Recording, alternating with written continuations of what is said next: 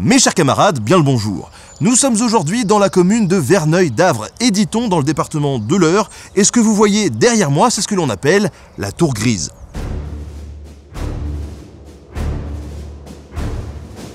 Construite par Philippe Auguste en 1205, autant pour renforcer la protection de la ville que pour surveiller ses habitants et rappeler l'autorité du roi, elle est sans doute le plus beau vestige des défenses militaires médiévales qui subsistent encore aujourd'hui, la majorité ayant été détruite au XVIIe siècle.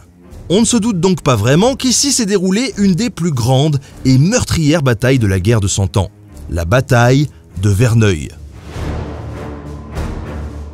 Car si Azincourt ou Crécy ça vous parle quand on évoque cette période, il faut bien l'avouer, la bataille de Verneuil, elle bénéficie pas de la même réputation.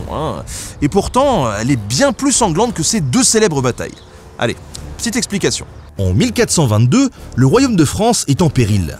Le roi de France, Charles VI, meurt, et la place de Charles VII, son héritier, est remise en cause par le traité de Troyes qui prévoyait que la couronne reviendrait au roi d'Angleterre, Henri VI.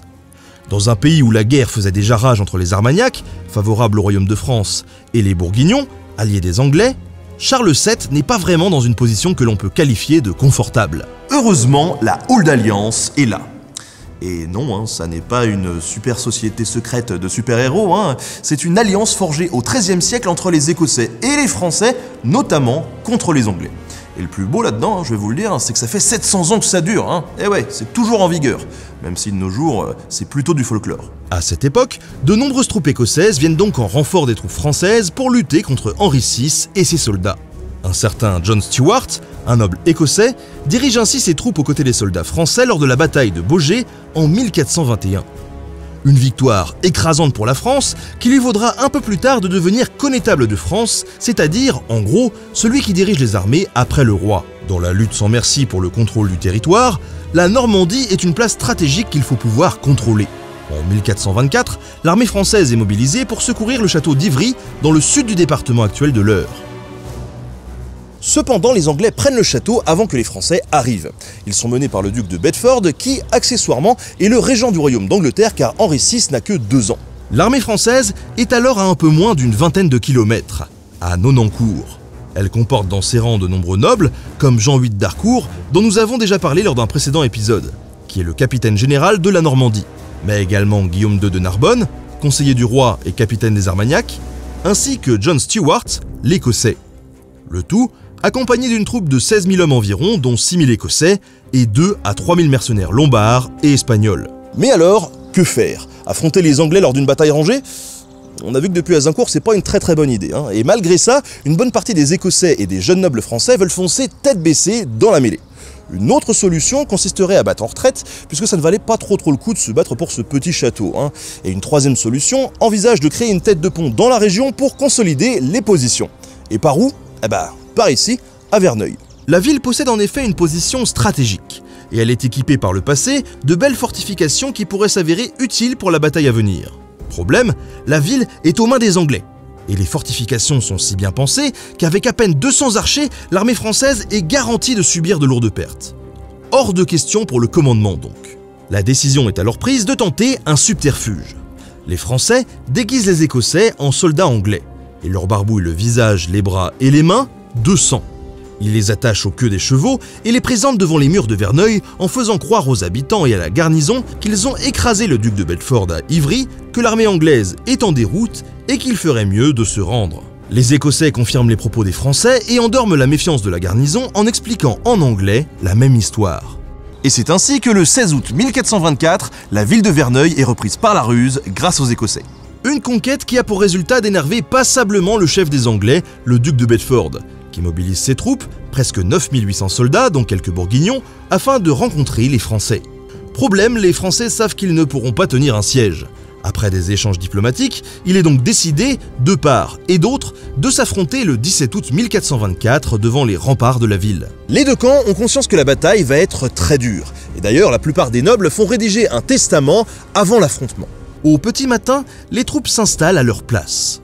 Il y a tellement de soldats que les manœuvres prennent des heures. Finalement, quand tout est prêt vers midi, personne n'ose bouger. Pendant 2 heures, sous un soleil de plomb, les deux factions s'observent. Le centre français se lance finalement de façon totalement désordonnée sur l'ennemi, tandis que la cavalerie charge les archers et passe littéralement au travers des lignes. Les archers des deux camps s'engagent dans un duel et des milliers de flèches pleuvent sur les troupes. Les Anglais sont sous le choc, leur étendard tombe au sol et les soldats commencent à prendre la fuite dans la campagne environnante. Cependant, les Anglais ont laissé un corps d'archers en retrait pour protéger leurs bagages. Vers 16h, les cavaliers lombards, chargés de piller les bagages, n'ont plus l'élan de l'attaque. Ils se font repousser par les projectiles des Anglais et prennent la fuite. Ces nouvelles troupes s'engagent alors sur le champ de bataille et trouvent face à eux des Français et des Écossais totalement épuisés, n'ayant aucune troupe de relève. Au cœur de la mêlée, un chevalier normand, allié des Anglais, relève l'étendard de guerre et donne un nouveau souffle aux troupes ennemies. Les Français tombent un à un, reculent à leur tour et veulent rentrer se réfugier dans la ville. Mais le seigneur de Rambure, resté au sein de cette ville, maintient les portes fermées de peur que les Anglais ne s'y introduisent. Beaucoup de soldats français tentent ce jour-là de franchir les douves et d'escalader les murailles pour sauver leur vie. Et une très grosse partie meurt noyée avec leur armure. À 17h, l'étau se referme sur les Écossais, seuls restés à leur place sur le champ de bataille, qui sont attaqués devant, derrière, mais aussi sur les flancs par les archers qui ont délaissé leurs arcs pour foncer dans la mêlée. Eux qui avaient prévenu les Anglais avant la bataille qu'ils ne feraient pas de quartier, sont massacrés dans leur très grande majorité. John Stuart et Jean VIII d'Harcourt trouvent la mort sur le champ de bataille, ainsi que Guillaume II de Narbonne, dont le corps, retrouvé après la bataille par les Anglais, était cartelé, sa tête coupée et plantée sur une pique. Comme ça au moins, le message est clair. En 2 heures, c'est plus de 7000 morts qui jonchent le champ de bataille. Près d'1 homme sur 4 qui y laisse ce jour-là sa vie. Une véritable boucherie qui laisse la ville aux mains des Anglais le lendemain de l'affrontement. Seulement 2 nobles anglais recensés meurent durant la bataille, tandis que des dizaines de nobles français et écossais périssent dans le même temps, générant a posteriori une grande instabilité politique des deux côtés. Les affrontements sont si intenses durant la bataille de Verneuil que l'on en trouve encore des traces aujourd'hui.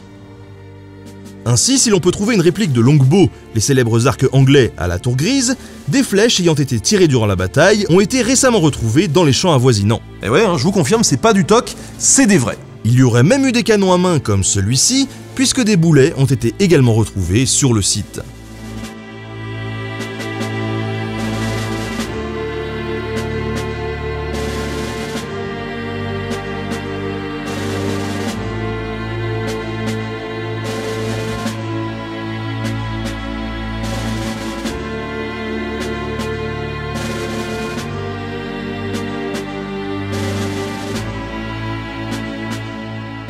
Si vous avez envie d'en savoir un peu plus sur cette bataille et ses enjeux, qui sont compliqués à résumer en quelques minutes, eh bien je vous invite très fortement à venir par ici, à Verneuil et plus précisément à la Tour Grise pour en savoir plus. D'ailleurs dans le coin il y a aussi un parcours médiéval, la route du Grison, qui vous permettra de découvrir la Normandie médiévale. Si vous avez la chance, en plus de passer au mois de juin, eh bien il y a la célèbre fête des gueux, avec tout un tas d'animations, un marché médiéval, des concerts, des tournois, bref plein de trucs. C'est assez cool, je vous mets un lien en description pour en savoir plus. Merci beaucoup à Heurtourisme pour avoir permis la production de cette vidéo et de cette série. Merci à vous de l'avoir suivi jusqu'au bout. On compte vraiment sur votre soutien à travers vos likes, vos commentaires, vos partages. C'est vraiment ça qui nous permet de continuer ce genre de reportage assez cool. Et on se retrouve très bientôt pour un nouvel épisode de Nota Bene. Salut!